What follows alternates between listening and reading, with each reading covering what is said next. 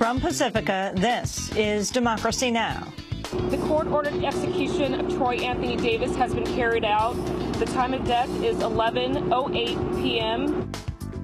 2 years ago Saturday, the state of Georgia executed Troy Davis, despite major doubts about his guilt. Today, we look back at this historic case, as well as the future of the death penalty in the United States. We'll speak with Troy Davis's sister, Kimberly. We want to keep the people motivated always to stand with us to end the death penalty, and that's what we want to do, just keep them motivated, clear my brother's name, and keep the fight going. We'll also speak with Jen Marlowe, author of the new book, I Am Troy Davis, and Ben Jealous, outgoing president of the NAACP. Those of us who knew Troy Davis, who sat with him, who talked to him, know that he was somebody who was full of love for his family, full of love for humanity, full of love for a movement that he was born into, a movement for civil and human rights in this country. Somebody who said, this movement started before I died. No matter what happens on the 21st, it must grow stronger. All that and more coming up. Welcome to Democracy Now!, democracynow.org, the War and Peace Report. I'm Amy Goodman. A senior official in the government of Syrian President Bashar al-Assad says neither side will win Syria's civil war and that peace talks should lead to a ceasefire. Speaking to The Guardian, Syrian Deputy Prime Minister Kadri Jamil said, quote, "Neither the armed opposition nor the regime is capable of defeating the other side. This zero balance of forces will not change for a while." Jamil's comments come as the UN Security Council prepares to take up a measure that would enforce the U.S.-Russian agreement on destroying Syria's chemical arsenal. Ahead of his visit to the United Nations for the annual General Assembly, Secretary of State John Kerry said the Security Council should pass a resolution next week. The Security Council must be prepared to act next week. It is vital for the international community to stand up and speak out in the strongest possible terms about the importance of enforceable action to rid the world of Syria's chemical weapons. So I would say to the community of nations, time is short. Let's not spend time debating what we already know. Instead, we have to recognize that the world is watching to see whether we can avert military action and achieve through peaceful means even more than what those military strikes promised. At the UN, Secretary of State Kerry is expected to meet with Russian Foreign Minister Sergei Lavrov and UN envoy Lakhdar Brahimi over the convening of a possible peace conference. The U.S. and Russia remain at odds over the Obama administration's refusal to allow Iran's involvement. The Iranian government is reportedly seeking a sweeping nuclear accord that would end crippling U.S.-led economic sanctions. The New York Times reports Iranian leaders decided on the strategy after President Obama's recent letter to the new Iranian president, Hassan Rouhani, promised a relief from sanctions in return for cooperation on Iran's nuclear program. In an interview this week, Rouhani said Iran has no nuclear ambitions and called for renewed cooperation with the West. In Washington, White House Press Secretary Jay Carney gave a cautious welcome to Rouhani's comments. It has long been the position of President Obama since he was a candidate, and this was a matter of debate during the Democratic primaries in 2008 as well as during the general election, that he would, as president, be willing to have bilateral negotiations with the Iranians, provided that the Iranians were serious about addressing the international community's insistence that they give up their nuclear weapons programs. That is the position that we hold today. There have been a lot of very interesting things said out of Tehran and the new government, and encouraging things, but actions are more important than words. Carney also said it's possible President Obama will meet with Rouhani when the two attend the UN General Assembly in New York next week. House Republicans are moving ahead with a vote tying the aversion of a federal government shutdown to ending Obamacare. Congress faces an end-of-the-month deadline to pass a new government funding bill or see at least a partial shutdown of federal agencies. On Thursday, House Speaker John Boehner said he'll proceed with a vote today to link funding to the gutting of the Affordable Health Care Act. Obamacare is driving up the cost of health care. It's destroying millions of American jobs. It is a train wreck. It has to go. We've done everything humanly possible over the last 2.5 years to make our point, and we're going to continue to make our point.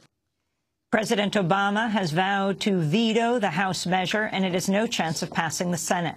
On Thursday, Democratic Senator Charles Schumer of New York urged moderate Republicans to reject Boehner's move.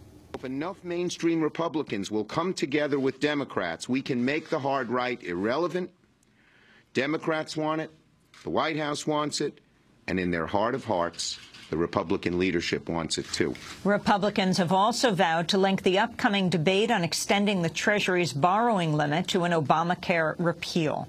The U.S. is facing a deadline of around mid-October to expand the debt ceiling or face a default on its debts. On Thursday, House Republicans passed sweeping cuts to the nation's food stamp program, reducing spending by $40 billion over 10 years and imposing new work requirements. The Congressional Budget Office says the measure would strip nearly 4 million people of food stamp benefits starting next year, followed by another 3 million for every year after. In a speech on the House floor, Democratic Congressmember Jackie Speier of California held up steak, vodka, and caviar to mock Republicans who want to cut food stamps while charging expensive meals to taxpayers during trips overseas. We have about 4,000 families who are on food stamps, but some of my colleagues have thousands and thousands more. Yet they somehow feel like crusaders, like heroes, when they vote to cut food stamps. Some of these same members travel to foreign countries under the guise of official business. They dine at lavish restaurants, eating steak, vodka, and even caviar. They receive money to do this. That's right, they don't pay out of pocket for these meals. California Congressmember Jackie Speier. The House measure sets up a showdown with the Senate and likely will delay passage of a new farm bill until at least next year. Up to 13 people have been shot in a park on Chicago's South Side. The victims include a 3-year-old boy in critical condition. A report this week from the FBI says more than 500 people were killed by gun violence in Chicago last year. If you'd like to see our interview with Chandra Robinson, the mother of Dino, an 18-year-old teenager who was killed on his grandmother's porch in Chicago, you can go to our website at democracynow.org. The financial giant J.P. Morgan Chase has agreed to pay $920 million in fines to U.S. and British regulators for the so-called London whale trades that cost the bank more than $6 billion and derailed financial markets worldwide. A Senate probe earlier this year accused J.P. Morgan Chase of misleading the public, manipulating documents, and ignoring warnings from within its own ranks as the losses piled up. The settlement resolves a civil case, but a criminal investigation is still ongoing. In a statement, Democratic Senator Carl Levin of Michigan, chair of the Senate Permanent Subcommittee on Investigations, said, quote, "The whole issue of misinforming investors and the public is conspicuously absent from the SEC findings and settlement." In a separate case, J.P. Morgan has also agreed to pay $80 million in fines and return $309 million to customers for charging fees for a credit protection scheme, even if people had not signed up. The oil giant Halliburton has pleaded guilty to destroying evidence following the 2010 oil spill in the Gulf of Mexico. Halliburton will pay the maximum fine of around $200,000 and remain on probation for 3 years. A former Halliburton manager is also facing a new charge of destroying computer simulations conducted after the blast.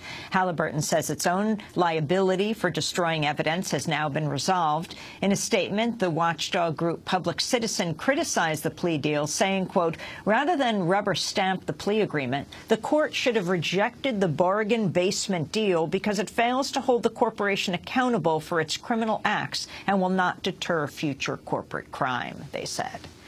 Around 30 people have been killed in a pair of attacks on the Yemeni military in South Yemen. The group Al-Qaeda in the Arabian Peninsula is being blamed for both incidents. Japan has ordered the operator of the crippled Fukushima nuclear plant to decommission all 6 of its nuclear reactors instead of the 4 previously planned.